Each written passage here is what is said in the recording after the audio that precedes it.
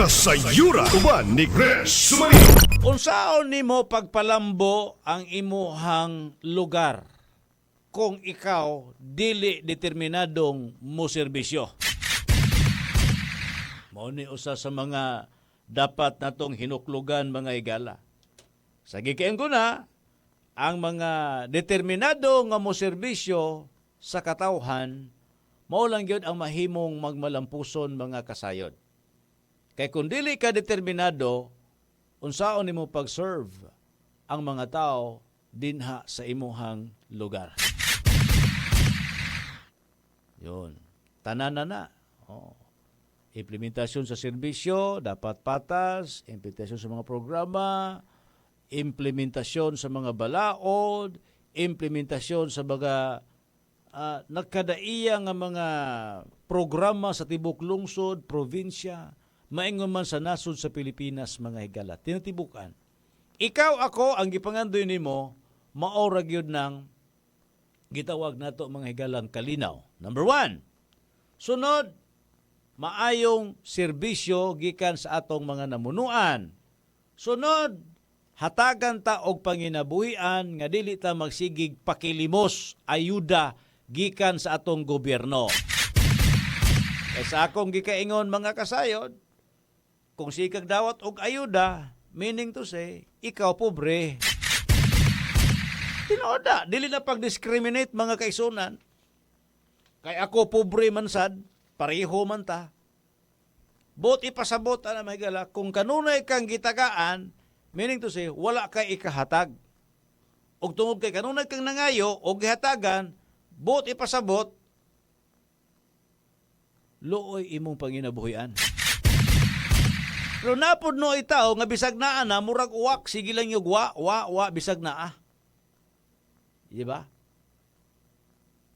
Pero kung atong i-drive ngadto sa atong pangagamhanan, importante mga kaigsunan nga ang mga lideres nagtan-aw unsaon pagpadato ang katawhan aron wad-o na ng mga ayuda og mag-focus na ngadto sa mga proyekto nga diin sarang makadugang sa kalambuan dinha sa matag lugar sa nasod sa Pilipinas. Daghang nag-comment. Ang ayuda sa gobyerno nakapatapulan sa mga tao nga mga nakabenepisyo. Tinuod, dili. Ang uban mingon tinuod gina sir. Kay imbes sa una na ay sinima ng sweldo, giundangan kay ting sweldo na 4 piece. Ting sweldo, ting ayuda, ting dawat sa ayuda. Ning absent kay ting dawat sa ayuda. Unya ang ayuda gigamit pod hubog-hubog, sugal. Gipalit og mga butang nga dili importante. Paghuman hulat ta pod og ayuda, muna maning kamot gyud nga maapil gyud sa tagalista kada dunay ayuda. Bisan pa man katong uban wala pa. Or gabalik-balik nagpangayog ayuda. Akong balikon, dili ni siya discrimination sa mga wala. Pero, usa kini kadako nga tawag ta alarma. Nga ang tibuok Pilipinas, di paghihapon na to ikalimod mga kasayod. Nga naa paghihapon ta sa kining gitawag nato mga higala og poverty status. Sa atong Pilipinas mga kaigsunan, kapobrihon, daghan paghihapong pobre sa ato ang nasod sa Pilipinas. Kung atong basihan sa 2024, base sa survey mga kaigsunan, naa paghihapoy daghang kabus sa atong tibuok Pilipinas mga higala. Sabi sa. Og hanto karon dili masulbad pa ba? Dili. Una ang ubang gihimo sa gobyerno, family planning. Para di mo daghan ang anak, para gamay ra pagkanunon. Gamay ra gastuhon. Pero mao ba na sulbad sa kapobrehon? dili gihapon. Ang sulbad sa kapobrehon nga tagaan o panginabuhian ang katawhan aron dili magtinapuan. Sustainable Livelihood Program naaman na karon sa Department of Agriculture, naaman na programa itong gobyerno ana karon. Pero di po tanan nakaapil. Muna kinahanglang dunay alang sa tanan nga mga programa iphon tong pinakapobreng tao sa Pilipinas aron tagaan og livelihood program. Wala na ayuda. Kumbaga pa ina ba? Assuming na to. Wala nang ayuda. Sugot mo dili. Wala na ayuda. Wala na 4 piece, wala na mga akap, wala na ng mga tupad, wala na na. Kung dili, ihurot ang butang to sa Sustainable Livelihood Program. Ang mga mag-uuma, tagang na pundo para mugamay nilang gasto, mudako ang ilang kita. Mga negosyante, tagaan og saktong puhunan nga ang kapital, di na kinahanglan, dako ang porsyento nga hulamon. Ang mga nanginabuhi sa mga sakyanan na masahiro, tagaan og supisyente nga programas nga sarang maka-income sila. Tanang sektor i-identify para tagaan og Sustainable Livelihood Program. Ang kabagataan, mga anak sa mga kabos, paeskwelahon, tanan gyud dili kay karon na may scholarship program pero di man gud tanan. Lami paminawon tong nagtestimonyo nga ako nagpasalamat kay naka-avail ko sa programa sa gobyerno nga libreng pagpaeskwela. Graduate na ko karon. Katong wala naka-avail. Pasalamat itong apel dito magpasalamat. Lain-laing pamaagi sa ato panginabuhian. So kinahanglan kung unsay imong expertise suportahan, di ba? Gipatawag to mga fish cage owner, gi-identify itong mga legal, kumpletong papel, dayon katong mga illegal nga wala maagi sa itong proseso. Ang tanang legal, giplastar. Sa saktong plastar, o katong mga illegal, gipangbungkag. O kinsa-kinsa nga musupak, bungkagon gihapon. Muna doon na balaod, muna sundon, buhaton. Pag di ka musunod, di ka kasulod diha. O, di ba? So initially, doon na ito'y giingon nga para makabutang kag fish cage din ha, una, ato ka sangguni ang bayan, ngay kag resolution. Nga tugutan ka nga mag-operate din ha. Dayan, willing ka mo follow sa mga requisitos na kinahanglan imong i-comply. Sakto po na. Kung legality itong tanahon, pag-proteksyon bus nung kinayahan, labos ito, mo may gitan-aw ni Mio Tata, nga matagaan po kahigayon na ang ato mga gagmayng mananagat din ha, nga nanginabuhi na po basis sa mga panagat tiyas kadagatan. O priority nila ang mga katawhan nga tagalungsod sa lala. Serbisyo na ha, para sa panginabuhian, apart na siya mga kasayon. Pero overall, ako sa tinod lang, dili yung kay Kobya yun sold out aning ayuda.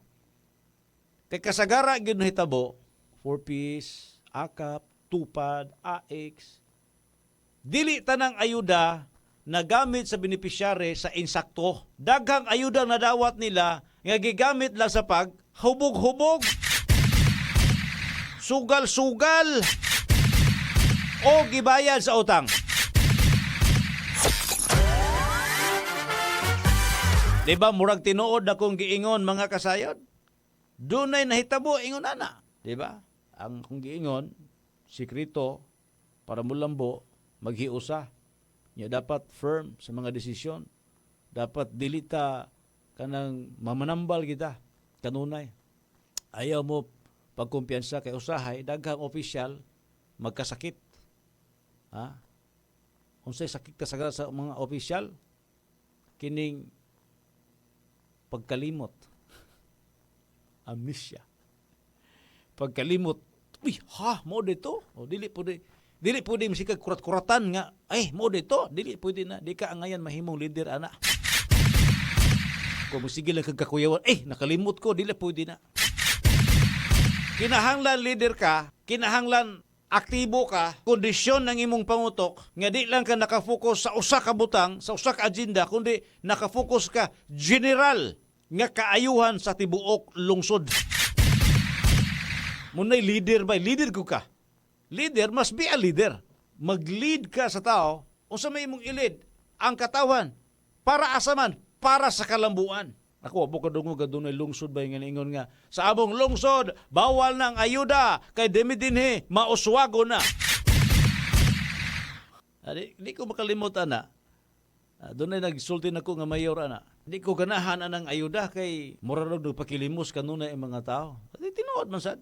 Mabito na manggiaway ang mga tao, kay di malista, tungkol sa ayuda. Pero kung imong tanaw ng kinatibukan, nganong ipaagi pa mag-ayuda, nga hatag, tapos wa na pakialam ang gobyerno kung imong gigamit sa insakto wa, yan ang purpose. Na monitoring. Pero na-monitor ba niyo itong nindawat na nagubog-hubog? Na-monitor ba itong nibayad ay nipatan og suertres? Na-monitor ba itong nindawat sa purpose tapos gibayad sa iyang mga utang? Wala. Na-monitor ba niyo itong mga beneficiary sa purpose nga pag humagdawat dito sa ilaw sa mangga nagdulag tong AIDS? Ang mga anak way gikaon, walay gamit sa eskwela. Wala na-monitor. Og daghan kay ni anak karon mahigala nga nagdawat sa ayuda pero wala na gamit sa insaktong gamitanan. Kung namingon ko, ang ayuda, makatapulan. Tinuod na. Kini, discussion lang man eh. Pwedeng matinood, pwedeng dili. Depende na sa opinion. Depende sa pangunguna sa mga leaders. Kaya ba ni baton o dili? Pangutan na karon, kaya bang padatuon ang katawan sa naso sa Pilipinas? Pag miyong kagkaya, sa unsang pamaagi. Pero kung ikaw dili kaya, ay ikaw klase nga leader ngayon, dili kaya padatuon, wala kay panlantaw sa kalambuan sa imong lugar. Muna pinakaklaro. Unsa ra man day imong gituyo ni lingkod ka diya? Para lang ba di ay? Ha? Para lang ba di ay makaposisyon ka? Aron madugangan ang imong income? Aron madugangan ang imong negosyo? Para madato kapag ayo, para ikasud eleksyon, imo na pong iilad sa mga tao, nga doon ay kwarta o, butari ko ninyo o, kay bautan kay ko o, kay buserbisyo ko ninyo o. Di ba? Dito, katotoo lang, tininood nga to. So, una pa kabun sa eleksyon, di nautay dito, file kaso diri, suspended dito, binirahay diri. Nga naman, wala ma-emphasize ang good governance yung pag-ayo. Nganong kinalang pa mang kasuhan ni mo na siya kung nag-perform na sa saktong trabaho? Nganong kinang isuspended pa ni mo siya kung nag-perform siya sa insaktong trabaho? Okay ra kung doon ay klarong sala nga siya nag-abuso sa kwartas pang gobyerno, then doon ay kaso. Pwede na pa ang busman ni mo.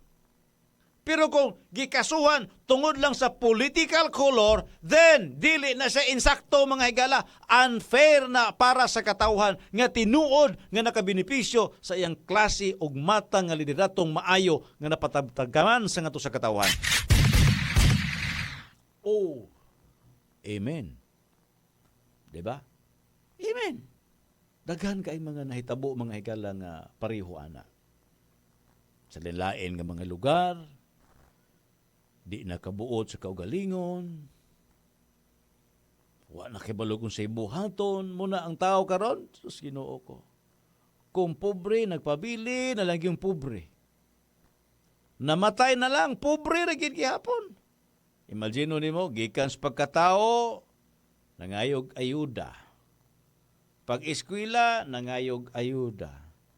Pag sakit, nangayog ayuda. Pagkamatay, nangayog ayuda. Tanan na lang, ayuda. Meaning to say, wala gyoy kalambuan kung daghan kaayong nangayog ayuda. Kay ang tinuod nga kalambuan, mga higala sa usa ka lungsod, sa ka probinsya, sa usa ka nasod, kung wala na'y taong mangayog ayuda.